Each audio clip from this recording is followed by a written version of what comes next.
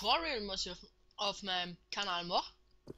Und das geht über FTB. So, wir sind jetzt schon im, wie heißt im Game Mode, dass ich das gleich zeigen kann.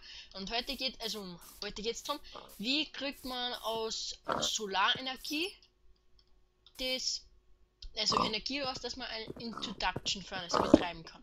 Also ihr braucht dazu ein Low Voltage, also ihr könnt ja irgendwas nehmen, aber ich mache es jetzt mal mit die Low Voltage, weil da weiß, wie es ganz gut geht. Low Voltage Solar Area braucht es dafür. Dann ein einziges Fieber,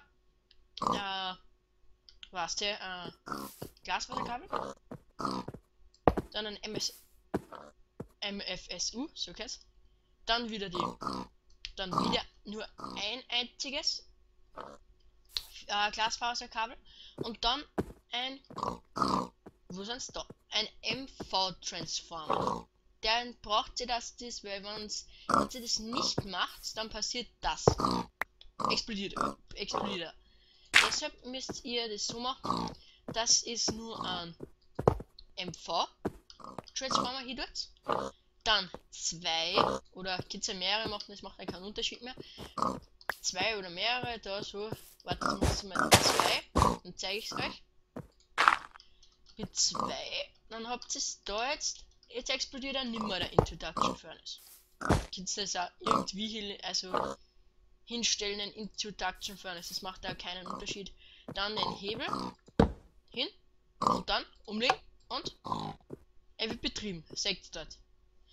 Ihr könnt das da natürlich nur verstärken, indem ihr es da jetzt einmal mehrere hinmacht. Mehrere solche. Aber dann müsst ihr halt nur Glasfaserkabel nehmen und die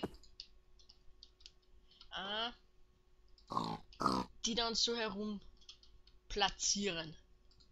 Sonst geht es ja nicht automatisch zum unserem MFSU. Jetzt habe ich es wirklich noch verdammt. Muss ich so wieder? Nein. Falsch. So. Da das ist dann mal weg. Das kann ich durch das eine einzige. Und der Vorteil von den Glasfaserkabeln ist, es verliert keinen Strom. Es macht keine Verluste, es ist perfekt, dass es über weite Strecken macht. Schaut, es laut jetzt auf.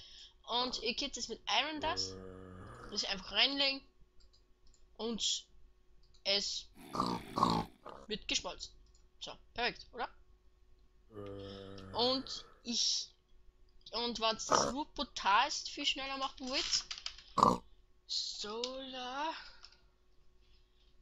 die High Voltage, da braucht es aber dann einen, ich glaube, oder vielleicht geht so, ich weiß das nämlich gerade nicht. Dann haben wir alle weg. Schauen wir, ob es explodiert. Geht, glaube ich. Ja, geht. Jetzt schauen wir ein paar hintereinander.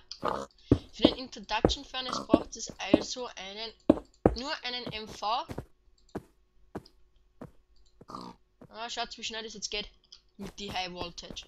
Also da gibt es irgendwelche hinstellen. Irgendwelche Solar Panels, das macht da überhaupt keinen Unterschied, ob sie da jetzt die normalen oder die Low Voltage oder die High Voltage oder die Medium Voltage, das macht überhaupt keinen Unterschied. Also, jetzt schauen wir, wie schnell der dann am Schluss ist.